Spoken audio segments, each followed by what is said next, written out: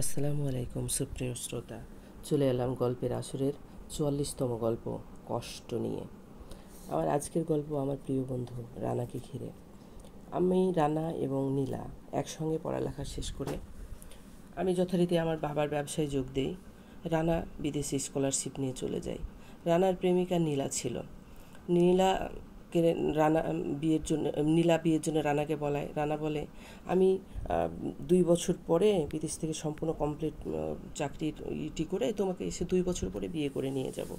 Dorothy নীলা বলে, না, আমি এখনই আমাকে বিয়ে করে তোমাকে যেতে হবে। রানা বলে, এটা কি করে সম্ভব, আমার কালকে ফ্লাইট, এ কথা এখন কেন বলছো? নীলা বলে, আমি জানতাম না, আজকে জানতে পেরেছি আমি মা হতে চলেছি। রানা ভীষণ চমকে ওঠে। তারপর বলে, ঠিক আছে, কোনো সমস্যা নেই, আমি 2 বছর নয়, 3-4 মাসের মধ্যেই সব কিছু কমপ্লিট করে তোমার জন্য টিকিট পাঠাবো। তুমি এখান থেকে পাসপোর্ট, ভিসা সব কিছু কমপ্লিট করে রেখো, তারপর তুমি চলে যেও আমার কাছে, আমরা দুজনে ওখানে বিয়ে করব। আর 3 মাসের মধ্যে হয়তো আমি আর আসতে পারবো না, তবে তোমাকে চলে যেতে হবে। এ কথা শুনে নীলা কিছুটা আশ্বস্ত হয়। তারপরে রানা চলে যায়। রানাকে আমি আর নীলা শিয়প করতে যাই বিমানবন্দরে। রানাকে বললাম যাওয়ার পরেই ফোন দিবি। রানা চলে গেল। যাওয়ার পরে রানার কোনো ফোন নেই। নীলা খুব ট্রাই করলো, করার পরে নিরাশ হয়ে আমাকে ফোন দিল। তুষার ভাইয়া, তোমাকে কি রানা ফোন দিয়েছিল? আমি বললাম, না তো, আমি তো তোমাকেই ফোন দিব ভাবছিলাম। কী ব্যাপার, রানা যাওয়ার পরে আমাদেরকে ফোন দিল না কেন বলো তো? নীলা কেঁদে ফেললো, বললো, রানার কোনো বিপদ হলো না তো? আমি বললাম, না না, বিপদ কী হবে, দেখো ও হয়তো কোনো ঝামেলার মধ্যে পড়েছে, কয়েকদিনের মধ্যে সব ঠিক হয়ে যাবে। আমাদের কথা এখানে শেষ হয়ে যায়। তারপর আস্তে আস্তে দিন যেতে থাকে, রানার কোনো ফোন নেই। আবার নীলা 1 সপ্তাহ পর আমাকে ফোন দেয়। আমি বলি, না নীলা, আমাকে তো রানা ফোন দেয়নি। নীলা কেঁদে ফেলে, বলে, কী ব্যাপার, রানা ওখানে যে আমাকে ভুলে গেল না তো তুষার ভাইয়া? আমি বললাম, এটা কি করে সম্ভব, রানা এত খারাপ ছেলে নয় নীলা, তুমি ওকে ভুল বুঝো না, নিশ্চয়ই কোনো সমস্যা হয়েছে, আমি দেখছি। কিন্তু আমি কোনো সমাধান করতে পারি না, রানার সঙ্গে কোনো যোগাযোগ করতে পারি না আমি। তারপরে এভাবে দিন যেতে থাকে। নীলা 15 দিন পরে একদিন আমার অফিসে এসে হাজির হয়। তারপর অনেক কান্নাকাটি করে। আমি বলি, নীলা দেখো, আমি তো রানার কোনো খোঁজ করতে পারছি না, এখন আমি কি করব বলো তো? নীলা বলে, তোমাকে অনেক বিরক্ত করছি তাই না তুষার ভাইয়া? ঠিক আছে, আমি চলে গেলাম, দেখি রানার কোনো খোঁজ পাই কিনা। তারপরে এভাবে দিনগুলো পার হতে থাকে। 3 মাস পরে এর মধ্যে প্রায় আমি নীলাকে ফোন দেই, নীলা আমাকে ফোন দেয়, রানার খোঁজ নেই। কিন্তু না, রানা কিছুতেই আমাদেরকে ফোন দেয় না। এভাবে 3 মাস পর একদিন নীলা আমার অফিসে আসে। আমার অফিসে এসে কান্নায় ভেঙে পড়ে। আমি নীলার মুখের দিকে তাকিয়ে দেখি কত সুন্দর মুখটা শুকিয়ে কেমন পাণ্ডুর হয়ে গেছে। দুশ্চিন্তা আর হতাশায় সে একেবারে শেষ হতে চলেছে। আমি নীলার কষ্ট সহ্য করতে পারি না। তাকে বলি, নীলা, তুমি যদি চাও তো আমি তোমাকে বিয়ে করতে পারি, তোমার এই কষ্ট আমি সহ্য করতে পারছি না। নীলা হেসে ফেলে, বলে, ছি ছি তুষার ভাইয়া, তুমি এটা কি বলছো? অন্যের পাপ আমি তোমার ঘাড়ে চাপাবো? এটা কী ধরনের কথা হলো? আর তাছাড়া আমি রানাকে ছাড়া এই জন্মে কাউকে বিয়ে করতে পারবো না। তাই বলে সেখান থেকে চলে আসে নীলা। এভাবে দিনগুলি পার হতে থাকে। আমি খুব ব্যস্ত হয়ে পড়ি বাবার ব্যবসায়, আমাদের অনেক বড় ব্যবসা। যাই হোক, তারপরে একদিন 6 মাস পরে নীলা ফোন করে, রাত 10:10 আগে। আমি নীলাকে বলি, কি নীলা, কেমন আছো, রানা ফোন দিয়েছিল? নীলা বলে, না তুষার ভাইয়া, রানার আমার আর দরকার নেই, আমি আর রানাকে চাই না। রানার সঙ্গে আপনার যদি কখনো দেখা হয় আপনি বলে দিবেন রানাকে আমার আর প্রয়োজন নেই। তবে একটা কথা বলে রাখি তুষার ভাই, জীবনে আর কোনো দিন রানার সঙ্গে হয়তো আমার দেখা হবে না, কিন্তু রানার সঙ্গে আমার আত্মা গেঁথে আছে। রানাকে ফিরতেই হবে, জীবিত অবস্থায় অথবা মৃত, তার আত্মাকে আমার কাছে ফিরে আসতেই হবে। এ কথা আপনাকে আমি বলে দিলাম, আসি তুষার ভাইয়া, বলে ফোনটা রেখে দিল। আমি কাজের ব্যস্ততায় আর গুরুত্ব দিলাম না। পরদিন মনে হলো, কী ব্যাপার, নীলা কালকে ওভাবে আমাকে কথা বললো, আজকে ওর খোঁজটা নেওয়া দরকার। ফোন দিলাম, ফোন ধরলো তার একটা অন্য মেয়ে। আমি বললাম, নীলাকে একটু দিন তো। সে বললো, না, নীলা আপু তো নেই, বলে কাঁদতে লাগলো। আমি বললাম, কেন, কী হয়েছে, নীলা কোথায় গেছে? সে বললো, নীলা গতকাল রাত 10টার সময় আত্মহত্যা করেছে। আমি চমকে উঠলাম, বললাম, কি? মেয়েটি বললো, হ্যাঁ। আমি বললাম, মাটি কটার সময় হবে? তো মেয়েটি বলল, মাটি হবে জুহুর আসর বাদ। আমি বললাম ঠিক আছে, আমি নীলার বন্ধু, আমি আসবো। তাই বলে আমি ফোনটা কেটে দিলাম। তারপর ভীষণ মন খারাপ হয়ে গেল, রানার উপর রাগে কষ্টে আমার গায়ে জ্বালা ধরে গেল, কিন্তু আমি কিছু করতে পারছিলাম না। যাই হোক, পরদিন আমি নীলার জানাজায় উপস্থিত ছিলাম এবং তাকে দাফন করে তারপর বাড়ি ফিরেছিলাম। এর মধ্যে আমার বিয়ে হয়ে যায়। তারপর 2 বছর পর একদিন হঠাৎ একটা ফোন আসে। আমি ফোনটা রিসিভ করার পরে ওই পাশ থেকে কণ্ঠস্বর ভেসে আছে রানার। সম্পূর্ণ আগের মতোই হুবহু একই কণ্ঠ আছে, একটুও বদলায়নি। সে বলছে, দোস্ত কেমন আছিস? আমি চিৎকার করে উঠলাম, রানা তুই! তাই বলে মুখে যত গালিগালাজ ছিল আমি সব তাকে দিয়ে ফেললাম এক ঝড়ে গতিতে। কিছুক্ষণ পরে আমি থামলে রানা শান্ত গলায় বলল, হলো তো, শুধু গালমন্দই করবি, আমি কেমন আছি জানতে চাইবি না? আমি বললাম, কি জানতে চাইবো? তুই তো খুব ভালোই আছিস, না হলে আমাদেরকে এভাবে ভুলে যাস? তুই দেখেছিস দীর্ঘ 2 বছর ধরে তুই আমাদের সঙ্গে কথা বলিস না? রানা একটু মুচকে হাসে। আমি বললাম, নির্লজ্জের মতো আবার হাসছিস? তারপর রানা কিছুক্ষণ কথা বলার পর ফোনটা কেটে দেয়। পরদিন আবার রানা ফোন দেয়। আমি ফোন পেয়ে রানাকে বলি, তুই এত নিষ্ঠুর কীভাবে হলি রানা? 2টা বছর তুই আমাদের সঙ্গে যোগাযোগ করলি না। রানা বলে, নীলার কি খবর একটু বলতো। আমি বলি, নীলার খবর জানার কোনো অধিকার তোর আছে? তুই এত বড় বেইমানি করতে পারলি রানা? তাই বলে রানাকে আবার গালিগালাজ শুরু করলাম। রানা বলল, থাম, নীলা কেমন আছে একটু আমাকে বল। তখন আমি বললাম, নীলা নেই। নীলা, তুই যাওয়ার পর তুই কি জানিস প্রতিটা দিন আমাকে ফোন দিয়ে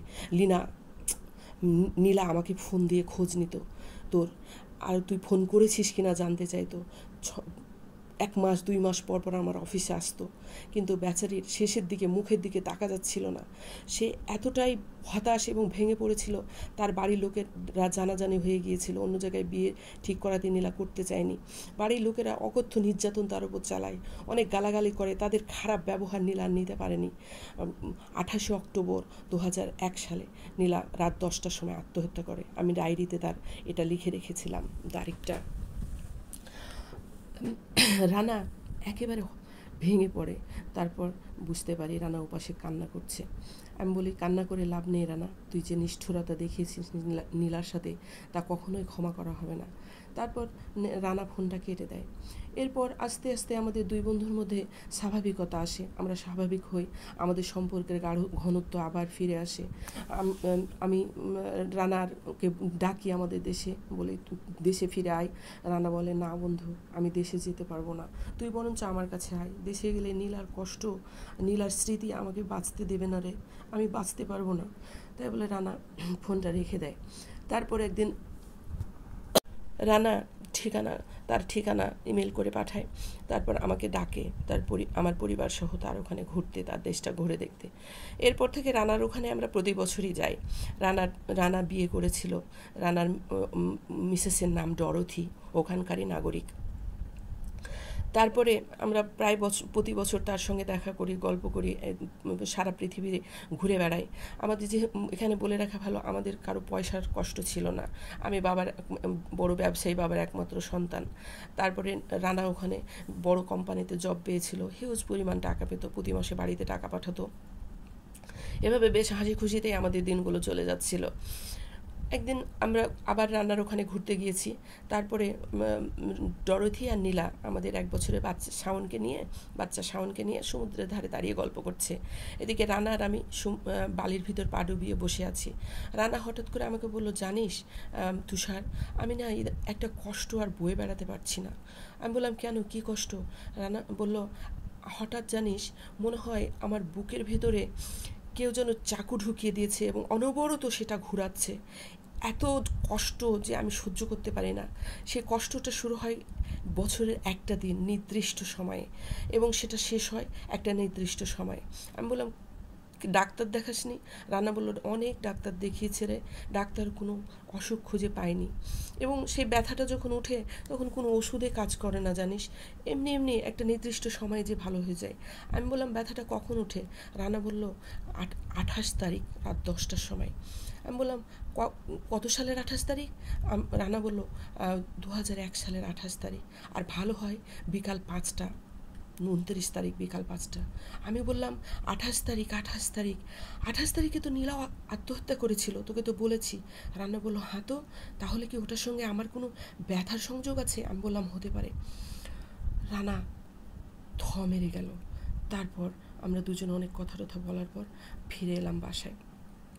সেবার রানার ওখানে আমরা 10 দিন ছিলাম। যাই হোক, এর পরের ঘটনা, 20 বছর পর আমাদের এভাবে ঘুরতে ফিরতে 20টা বছর কেটে যায়। এর মধ্যে রানার কোনো সন্তান হয় না। রানা ভীষণ মনোকষ্টে ভোগে আর ওই ব্যথাটা বয়ে নিয়ে বেড়ায়। হঠাৎ একদিন রাত 3টার সময় আমার কলিং বেল বেজে ওঠে। আমি দরজা খুলে দেখি রানাকে। রানার হাতে কোনো ব্যাগ নেই। আমি আশ্চর্য হয়ে বলি, কী ব্যাপার, তুই আসবি, আমাকে ফোন দিবি না? রানা বলে, কেন, তোকে ফোন দিয়ে আমাকে আসতে হবে? আমি বললাম, রানা তুই দেশে আসতে চাইছিলে না, দেশে আসলি যে? রানা বলল, তোকে সারপ্রাইজ দিলাম, আর সবার কথা খুব মনে পড়ছিল রে, শেষ দেখাটা দেখে যেতে ইচ্ছে করছিল। আমি বললাম, শেষ দেখা মানে? রানা কিছু বলল না, হাসতে হাসতে ভেতরে ঢুকলো। রানাকে বসিয়ে আমি বললাম, কবিতাকে ডাকি, আমার স্ত্রী কবিতা, ও তোর জন্য খাবার রেডি করুক। রানা বলল, না আমি কিছু খাবো না, হোস্টেল থেকে খেয়ে এসেছি। রানার কথা শুনে আমরা দুই বন্ধুতে গল্প করতে করতে ঘুমিয়ে গেলাম। রানা খুব সকালে উঠে আমাকে বলল, আমি বাড়িটা একটু দেখে আসি রে, আমাদের বাড়িতে যেতে চাই, তারা কী অবস্থায় আছে। আমি বললাম, নাস্তা করে যাবি তো? রানা বলল, না, মায়ের হাতে নাস্তা করব এবং দুপুরে খেয়ে দিয়ে তারপর আসবো। আমি বললাম, ঠিক আছে। মায়ের হাতে খাবে বলে আমি আর কিছু বলতে পারলাম না। রানা বেরিয়ে গেল। তারপরে দুপুরের আগে রানা ফিরে এলো। আমি বললাম, কী ব্যাপার, তুই দুপুরের আগে যে ফিরে এলি? রানা বলল, কেন, আমাকে খেতে দিবি না? আমি হাসলাম, বললাম, তোর ভাবি অনেক রান্না করেছে, অনেক কিছু, একসঙ্গে খাবো, আয়। রানা ভেতরে ঢুকলো, ঢুকে আমাকে ধরে সোফায় বসে বলল, শোন, আমি বাড়িতে গিয়েছিলাম, সবাই কত উন্নত জানিস, আমাদের একতলা ভাঙা বাড়িটা 5তলা হয়েছে। আমার ভাইয়েরা, আমার মা বাবাকে চেনা যাচ্ছে না। আমার যাওয়ার খবর শুনে মা ছুটে এলেন। আমি মাকে জড়িয়ে ধরলাম। মা বললেন, বাজান তুমি কেমন আছো? আমি বললাম, মা আমি ভালো আছি, তোমরা কেমন আছো? মা বললেন, আমরা খুব ভালো আছি। তুমি কয়দিনের ছুটিতে এসেছো বাবা? আমি বললাম, মা আমি চিরজীবনের জন্য তোমাদের কাছে চলে এসেছি। মার মুখটা শুকিয়ে গেল আমার কথা শুনে। মা আমাকে ছেড়ে দিয়ে বলল, চিরজীবনের জন্য মানে? পাশে বাবা দাঁড়িয়েছিলেন। বাবা বললেন, কি বললি, চিরজীবনের জন্য? অত টাকা পয়সা সুখ স্বাচ্ছন্দ্য রেখে কেউ এখানে চিরজীবনের জন্য আসে? তুই কাজটা ভালো করিসনি বলে বাবা মনটা খারাপ করলেন। আমি বললাম, কেন বাবা, আমার এখানে, আমি তোমাদের কাছে ফিরে আসবো না? বাবা বললেন, অত টাকা পয়সা রেখে কেউ এখানে আসে? আমার দুই ভাই খুশিতে এতক্ষণ বাগ হয়েছিল। তারাও আমি চিরজীবনের জন্য চলে এসেছি শুনে মুখটা কালো করে উঠে যে যার মতো চলে গেল। মা, বাবা, ভাইদের এই ব্যবহার আমি আর নিতে পারলাম না জানিস। আমি তাই চলে এলাম তোর কাছে। রানা কাঁদছে, তার চোখ দিয়ে অশ্রু নয়, রক্ত টপটপ করে ঝরে পড়ছে। আমি ফিরে তাকালাম, আমি ভুল দেখছি না তো? দেখলাম না, পানি পড়ছে। তারপর রানাকে বুঝালাম। রানা কাঁদতে কাঁদতে বলল, ওরা আমাকে চায়নি জানিস, আমার টাকা চেয়েছে।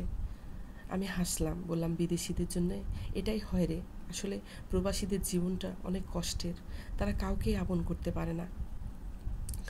তারপর রানা কিছুক্ষণ চুপ করে থেকে বলল, আমাকে একটু নীলার কবরের কাছে নিয়ে যাবি, আমার হাতে বড্ড সময় কম। আমি বললাম, ঠিক আছে, দুপুরে খাওয়া দাওয়ার পর আমরা রওনা হব। ঠিক কথা মতো দুপুরে খাওয়া দাওয়ার পর আমরা রওনা দিলাম। কিন্তু এখানে বলে রাখা হলো, রানা কিছুই খেলো না। রানা খেতে বললাম, রানা বললাম তার শরীরটা ভালো করছে না, সে খেতে পারবে না, খেলে বমি হয়ে যাবে। ঠিক আছে, খাওয়া দাওয়ার পরে আমি 3টে নাগাদ রওনা দিলাম। যেতে যেতে প্রায় 5টা বেজে গেল। কবরস্থানে গিয়ে 20 বছর আগের কবরটা ধসে পড়েছে, জায়গা জায়গা গর্ত। রানাকে দেখিয়ে দিলাম ওইটা নীলার কবর। রানা নীলার কবরটা ধরে প্রচণ্ড কান্না করলো। তার কান্না দেখে আমি মনে মনে বললাম, কাঁদ, তোর আজকে কাঁদাই উচিত, এই কাঁদার সঙ্গে যদি তোর পাপের প্রায়শ্চিত্ত হয় তো হয়ে যাক। কিন্তু অন্ধকার আবছা আলোয় আমি দেখলাম রানার শরীরটা আস্তে আস্তে গলে গলে চুঁয়ে চুঁয়ে সেই গর্তটার উপর চলে যাচ্ছে নীলার কবরের। আমি হতভম্ব হয়ে গেলাম। আমি ভাবলাম ভুল দেখছি। পরক্ষণে আবার দেখলাম না, রানার সমস্ত শরীরটাই মোমের মতো গলে গলে চুঁয়ে চুঁয়ে নীলার কবরের মধ্যে ঢুকে গেল। আমি চিৎকার করে উঠলাম রানা বলে। তারপর ছুটলাম আমার নিজের গাড়ির উদ্দেশ্যে। ছুটতে ছুটতে এসে গাড়ির কাছে দাঁড়ালাম। ড্রাইভার বললো, স্যার কী হয়েছে? আমি বললাম কিছু না। তারপর ড্রাইভার আমাকে ধরে গাড়িতে উঠিয়ে বসালো। ড্রাইভারকে বললাম তাড়াতাড়ি গাড়ি ছাড়ো। ড্রাইভার গাড়ি ছাড়লো। আমি গাড়িতে বসে কাঁপা কাঁপা হাতে ফোনটা বের করলাম পকেট থেকে। তারপর ডরথিকে ফোন দিলাম। উপাস থেকে ফোন যেতেই ডরথি ফোন ধরে হাউমাউ করে কেঁদে ফেললো। আমি বললাম, কী ব্যাপার, কাঁদছো কেন ডরথি? ডরথি বললো, তুষার ভাইয়া, রানা আর নেই। আমি বললাম, রানা নেই মানে কী হয়েছে রানার? ডরথি বললো, রানা গতকাল রাত 3টার সময় মারা গিয়েছে। আমি প্রমাদ করলাম, রাত 3টার সময় রানা মানে মারা গিয়েছে? তার মানে মনে মনে বললাম, হাই সুবহানাল্লাহ, এটা নীলার অভিশাপ। শেষের কথাগুলো সত্য হয়েছে। রানার আত্মা নীলার কবরে ফিরে এসেছে। ডরথিকে বললাম, ঠিক আছে ডরথি, তুমি চিন্তা করো না, ফোন রাখো, আমি রওনা দিচ্ছি। বাড়িতে পৌঁছে কবিতাকে বললাম, কবিতা আমার ব্যাগটা একটু গুছিয়ে দাও, 2টা পোশাক দেবে। তারপর কবিতা বলল, কোথায় যাচ্ছ? আমি বললাম, আমি একটু কানাডা যাচ্ছি, ফিরে এসে তোমাকে বলবো। তুমি ডরথিকে ফোন দিও না, আমি তোমাকে গিয়ে সব কিছু জানাবো। কবিতা আমার ব্যাগটা গুছিয়ে দেওয়ার সঙ্গে সঙ্গে আমি এয়ারপোর্টের উদ্দেশ্যে রওনা দিলাম। আমি জানতাম কোথায় গেলে আমি বিশেষ বিবেচনায় টিকিট পাবো। আমি সেখানে গেলাম এবং টিকিটের ব্যবস্থা করে যথারীতি কানাডায় উপস্থিত হলাম। আমি যাচ্ছি শুনে ডরথি রানার অন্ত্যেষ্টিক্রিয়া বন্ধ করে রেখেছিল, ফ্রিজ ভ্যানে লাশ ছিল। আমি যাওয়ার পরে যথারীতি মুসলিম রীতি অনুযায়ী জানাজা পড়িয়ে রানাকে দাফন করি। দাফন করার পরে ডরথিকে আমি জিজ্ঞেস করেছিলাম, আচ্ছা ডরথি, বলো তো রানা কে তুমি, তোমার সঙ্গে রানার কীভাবে পরিচয় হয়, আর তোমাদের বিয়ে কবে হয়? এই কথাটা রানাকে আমি অনেকবার জিজ্ঞেস করেছিলাম, রানা আমাকে বলে নাই। আজ আমি ডরথিকে জিজ্ঞেস করলাম।